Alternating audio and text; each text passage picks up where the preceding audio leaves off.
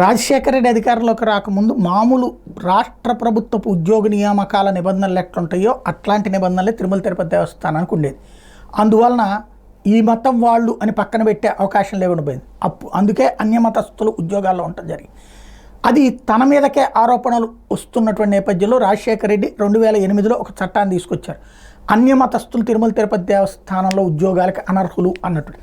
అప్పటి నుంచి ఆ విధమైనటువంటి పద్ధతే అమలవుతుంది. దాని మీద కోర్టులకు కూడా వెళ్తే కోర్టులు కూడా ఆ జీవో కరెక్ట్ అని చెప్పినాయి.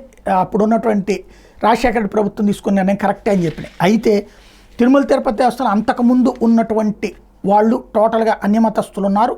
అది ఇప్పుడు అధికారికంగా లెక్క తేలింది. 31 మంది పనిచేస్తున్నట్టు గుర్తించారు. ఈ నెల 18 జరిగే తిరుమల తిరుపతి దేవస్థానం నూతన పాలక మండలి తొలి సమావేశంలో అన్యమతస్థుల దేవస్థానాల్లో విధులు నిర్వహించరాదని తీర్మానించారు. వాళ్ళని ఇతర శాఖలకు బదిలీ చేస్తారా లేక వీఆర్ఎస్కి అవకాశం ఇస్తారా అన్నది ఇక తేలాల్సింది. ఒకసారి నా వీడియోలు ఫాలో అయ్యేటటువంటి వాళ్ళకి లాస్ట్ వీక్లో నేను ఇది ప్రస్తావించాను. ఏదైతే మన విశ్లేషకుడు పురుషోత్తం రెడ్డి గారు ఆ ప్రాంతానికి సంబంధించిన వ్యక్తి, ఆయనతో డిబేట్లో కూడా ఆయన ఆ విషయాన్ని ఎక్స్ప్లెయిన్ చేశారు. అంతకుముందు 31 మంది ఉంటారు, ఇప్పుడు లెక్క తేలింది 31 మంది అని.